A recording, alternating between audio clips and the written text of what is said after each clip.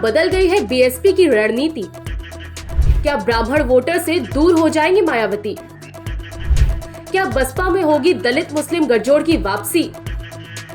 UP की राजनीति में फिर से जीवित होने की कोशिश में जुटी बसपा ने 2024 लोकसभा चुनाव के लिए तैयारी शुरू कर दी है। हाल ही में पार्टी सुप्रीमो मायावती द्वारा उठाए गए कदम से साफ है कि उन्हें ब्राह्मणों से भरोसा उठ गया है और उन्होंने वापस मुस्लिम और दलितों पर अपना फोकस कर लिया है। दलित नेताओं को बड़ी जिम्मेदारी। बसपा ने दलित नेताओं को संगठन में महत्वपूर्ण पद दिए हैं और उन्हें 2024 के लोकसभा चुनाव के लिए पार्टी कैडर को तैयार करने का काम सौंपा है। घनश्याम चंद्र खरवार, भीमराव अंबेडकर, अखिलेश अंबेडकर, सुधीर भारती, राजकुमार गौतम, मदन राम और विजय प्रताप समेत इन नेताओं को अहम पद दिए गए हैं। मुसलमानों का समर्थन हासिल करने के लिए मुनकद अली शमशुद्दीन रैनी और नौशाद अली समेत समुदाय के नेताओं को भी पार्टी का जोनल प्रभारी बनाया गया है।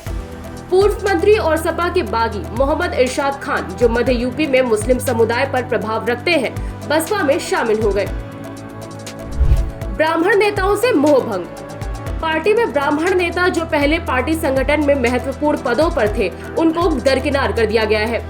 विधानसभा चुनाव के बाद बसपा के वरिष्ठ नेता नकुल दुबे को बाहर का दरवाजा दिखाया गया और अन्य ब्राह्मण नेताओं को भी दरकिनार कर दिया गया।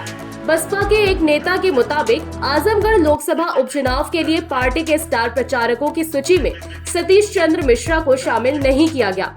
यूपी में बसपा का विधानसभा चुनाव में निराशाजनक प्रदर्शन ने संकेत दिया है कि दलित ब्राह्मण फॉर्मूला पार्टी के काम नहीं आया। ब्राह्मण दलित गठजोड़ ने दिलाई थी सत्ता। सोशल इंजीनियरिंग फॉर्मूला पर सवार होकर बसपा उत्तर प्रदेश में 2007 के विधानसभा चुनाव के बाद सत्ता में आई थी।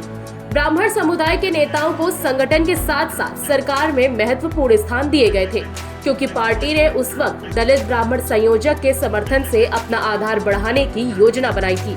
लेकिन अब प्रदेश में राजनीतिक घटनाक्रम पूरी तरह से बदल गए हैं। बसपा नेता का कहना है कि 2012 और 2017 में बसपा की लगातार हार के बावजूद यूपी विधानसभा चुनाव में मायावती ने ब्राह्मण समुदाय के नेताओं पर अपना भरोसा कायम रखा। मगर लगता है कि 2022 के चुनावी नतीजों ने बहन जी की राह और विचार दोनों बदल दिए हैं। आपके हिसाब से बसपा की रणनीति क्या होनी चाहिए? हमें कमेंट सेक्शन पर बताइए और राजनीतिक खबरों के लिए बने रहिए जनसत्ता के साथ।